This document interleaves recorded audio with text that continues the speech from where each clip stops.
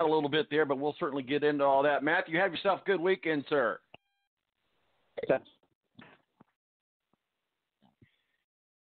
Matthew Embry of WSBT up in South Bend. We're losing him right there at the end, but that's okay. We move on. My name is Tom Marquisel, Presidente. It is back. That's right. Football is back, and to help us bring it back in style, Ed Kratz, beat writer for the Philadelphia Eagles. That's coming at you next right here on the Balance Radio Network. Tonight, I just want to take you away. Throw your hands up in the sky. Let's set this party alright.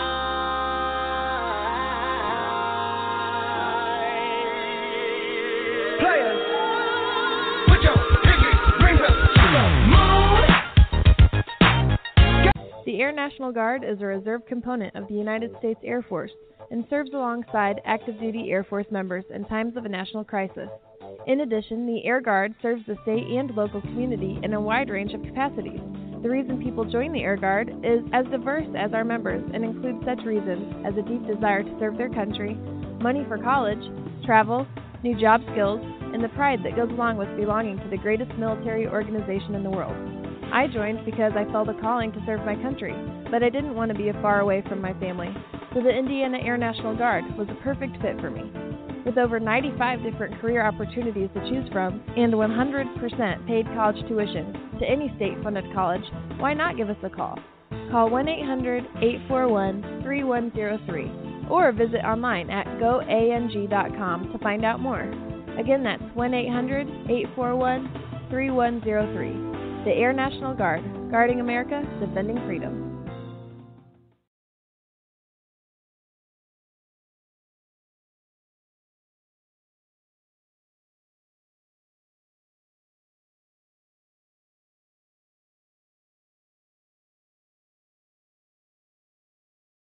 When you don't go to Geico.com, car insurance can be confusing. Like Swedish techno confusing.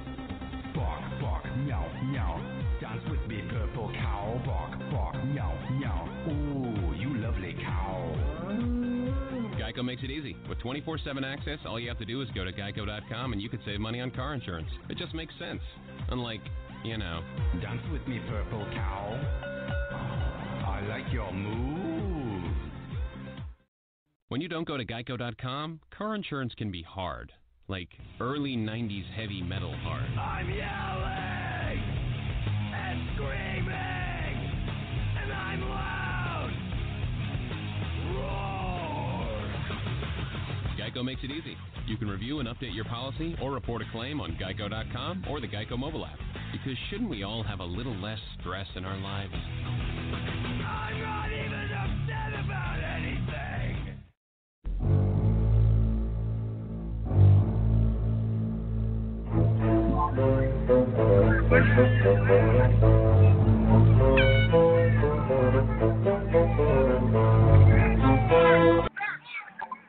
All right, welcome back to the Balance. It is here. It is finally here. Joining us now from the Philadelphia Eagles practice facility at Camp Fieldside is our favorite NFL contributor, Ed Kratz, beat writer for the Philadelphia Eagles. And in the offseason, I forgot the football maven, footballmaven.io/Eagles. Welcome back, sir. How are you? Hey, Tom, doing good. You might hear in the background today some of the sights and sounds of Eagles training camp. Eagles are about ready to play, do a little 11-on-11 here, team stuff. So, and I'm about 10 yards from the action. So just be forewarned, you might hear a little bit of some training camp sounds. Hey, you know what? That's what it's all about. It gives you goosebumps, man. Yeah. It's time to get started. Hey, before we get into the Philadelphia Eagles and the NFL, one of the stories, and I sent you the text on it, and maybe you can enlighten us a little bit, but I thought it was just such a cool, feel-good story. Carson Wentz goes out and meets a young kid with special needs who just absolutely adores Carson Wentz. What a great story that was. Yeah, and a good friend of mine, Tim McManus from ESPN, is the one that kind of saw that happening. Carson hugging, I think it was an 11 or 12-year-old boy who had some kind of, he's got a condition that doesn't allow his bones or something to grow. And, it was a very emotional moment. Him and Wentz talked, and the boy was crying and called Wentz his hero. And, just a terrific job. And, it's easy to be nice, but not a lot of people are willing to do that, to be nice. But, it just shows you the kind of person Wentz is. He's a very humble person, and, this isn't about him. He tries to use his platform to do, greater good, and, that was just one example of it. Well, let's talk about the Philadelphia Eagles breaking camp. Obviously, Nick Foles is in Jacksonville, so you're without your favorite, the most famous backup quarterback around, I guess. But talk with us a little bit about camp. What's going on this week with the Philadelphia Eagles? What are you seeing? What's coming out of the pressers? Let's get ready for 2019 Philadelphia Eagles. Yeah, well, the good news for the Eagles is Carson Wentz is healthy. He's having a very good training camp. He's a little leaner than he's been in the past. He won't reveal what his diet has been, but he's, a few pounds lighter. He's probably closer to 230 than 240. Maybe that's by design to kind of keep some stress off of the joints, the knee that he had 2 years ago, the back that ended his year last year. So he looks sharp right now. I'm watching him here in the shotgun. He's dropping back to pass, and he finds Deshaun Jackson for a nice reception. You might hear the crowd clapping in the background. But, yeah, sure. Deshaun Jackson and Wentz, I just mentioned those two guys. They've really had a nice chemistry going in camp, connecting on some deep balls. I expect that to be a big part of the Eagles' offense is that deep ball. And, that's exciting no matter what team you follow is to have that deep connection from quarterback to receiver. Well, Josh Sweat is certainly a fan favorite that a lot of people are liking to watch, and certainly had a breakout going into his second year. What are we seeing from him this year? Well, we'll see. It's up to him to have a good camp. The defensive coordinator, Jim Schwartz, said yesterday that's really kind of the ball's in his court. He has all the tools. He's been compared kind of to Javon Curse, the freak. He's very long. He's very athletic. He gained about 20 pounds in the offseason. He was 245 last year. Didn't really contribute, but, he's only a fourth-round pick. He's the kind of guy, though, that the Eagles need a fourth defensive end because they have Brandon Graham, Derek Barnett, Vinny Curry, but they need someone to step up in that fourth role. Chris Long has retired. Michael Bennett was traded to the New England Patriots, and Sweat could be that guy. He's, like I said, he's very, very athletic, very rangy, but he's had some knee injuries and knee issues in the past, beginning in high school when he was one of the top prospects in the country down in Virginia. He went to Florida State, still had some knee issues, but, had a pretty good career at Florida State. So we'll see if he's able to take that leap. They also have another kid, Sharif Miller, from Penn State that they drafted in the fourth round this year.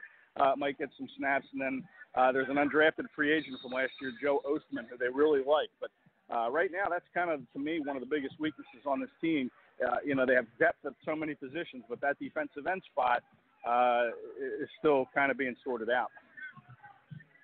Well, let's talk about Carson Wentz. Great quarterback. Certainly the Eagles believe in him, have extended his contract. But Carson Wentz still has to be able to stay healthy. How worried is the Philadelphia Eagles worried about their quarterback?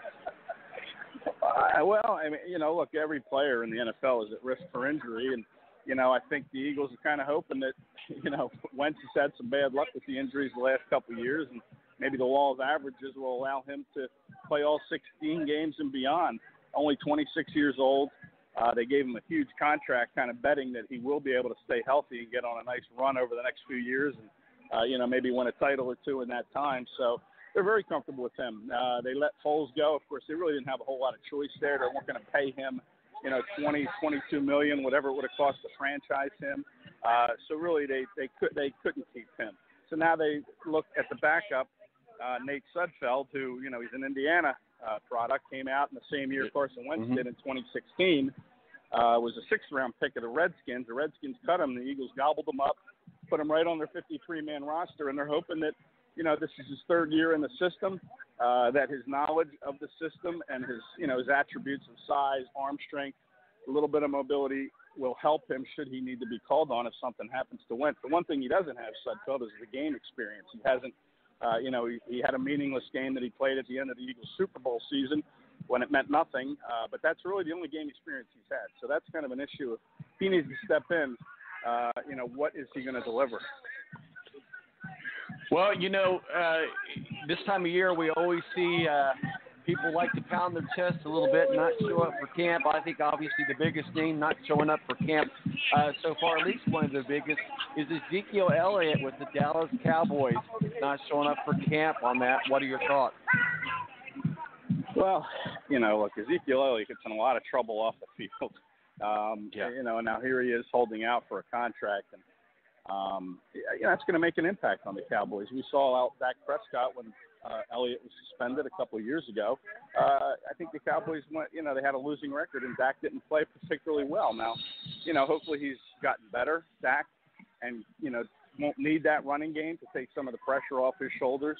But that's a huge loss if Elliott stays away. I don't think he will for very long, but, it just kind of shows you what kind of person he is. It's the holdout of a contract situation. And you see it around the league, Tom. Look at Michael Thomas in New Orleans. He wants $20 million a year. Melvin Gordon in San Diego is holding out. And then you look, to compare it to the Eagles, Malcolm Jenkins stayed away from OTAs, the veteran safety, one of the top probably 3 or 4 safeties in this league, but he's paid as the 10th or 11th highest safety in the league. Stayed away from OTAs because he wasn't happy with his contract, but he's in camp. He's here. He's helping this team get ready to win games.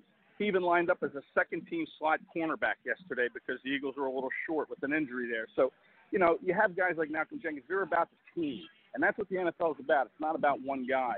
I understand players want to get as much money as they can, but when you have a contract, I think you honor that contract, and you report to camp and you go to work. And, you see it around the league. How is Thomas's holdout going to affect the Saints? It's all about Michael Thomas, obviously, all about Melvin Gordon, all about Zeke Elliott. That doesn't speak well of this being a team type of player. And it's teams that win Super Bowls. It's not individuals.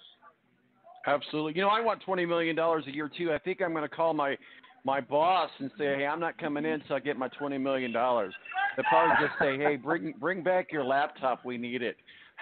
Yeah, well, good luck with that. If you need a reference or anything, I'll vouch for you. But I take 10% off the top, just so you know. Fair enough. Fair enough. Let's go hometown here. My Indianapolis Colts broke camp this week as well. A lot of good signs coming out of camp. Andrew Luck is out in there, but we're not too overly concerned that he's not taking a lot of snaps, not doing a lot of throwing. Obviously, a guy like Andrew Luck, just his presence being there helps out a lot. I don't think anybody's in freak-out mode. Now, if we get a few more days in and he's not taking snaps, we're going to ask ourselves, are we getting the runaround again from the Colts organization about their quarterback, Andrew Luck? As we know in the offseason, we found out that he had just some minor issues with the shoulder. Said all along would not interfere with anything.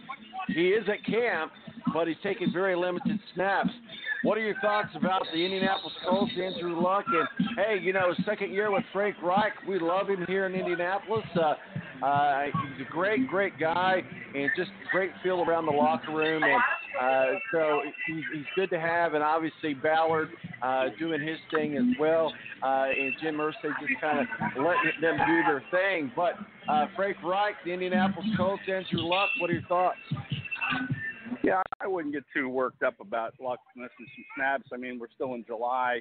It's not about taking snaps in July. It's about taking them in September. So they're going to manage his workload. They're going to bring him along slowly.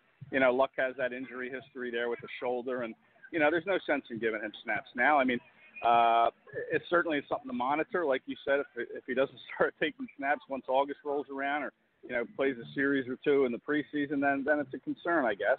But still, he's a veteran guy. He's got, most of the same pieces back in place this season. A lot of expectations for the Colts this year. So I think Frank Reich is about as transparent as a head coach as I think there is out there. And, if there's an issue, I think he'll be forthcoming with it. But you don't want to reveal too much either because, you don't want other defenses or defensive coordinators exploiting any kind of weakness that Luck might have with an injury issue. So I wouldn't worry about it. I think the Colts are right where they need to be.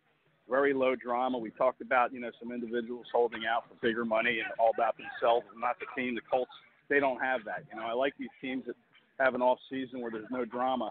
and the Colts are one of them, as were the Eagles. So, I wouldn't worry about